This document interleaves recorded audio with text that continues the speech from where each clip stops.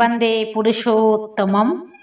আজকের ইষ্ট প্রসঙ্গে আমরা একটি গুরুত্বপূর্ণ বিষয় জেনে নেব। আমরা সকলেই জানি যে ভারতবর্ষে লোকসভা নির্বাচনের ভোটদান পর্ব চলছে। পরম প্রেমময় শ্রী শ্রী ঠাকুর ভোট কাকে দেব সেই প্রসঙ্গে আমাদের কি বলেছেন জেনে নেব। ভোট কাকে দেব? শ্রী নন্দদুলাল চক্রবর্তী শ্রী শ্রী ঠাকুরকে একবার জিজ্ঞেস করলেন, ঠাকুর, ভোটার হয়েছি, তো ভোট কাকে দেব? শ্রী শ্রী ঠাকুর বললেন, ভালো মানুষকে দিবি।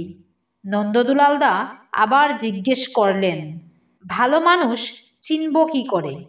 শ্রী শ্রী ঠাকুর বললেন, শোন, ভালো মানুষের কয়েকটি লক্ষণ আছে। প্রথমে দেখবি নিজের বাবা মাকে শ্রদ্ধা করে কিনা। দ্বিতীয়ত দেখবি ভারতবর্ষের কৃষ্টির প্রতি সে শ্রদ্ধাশীল কিনা।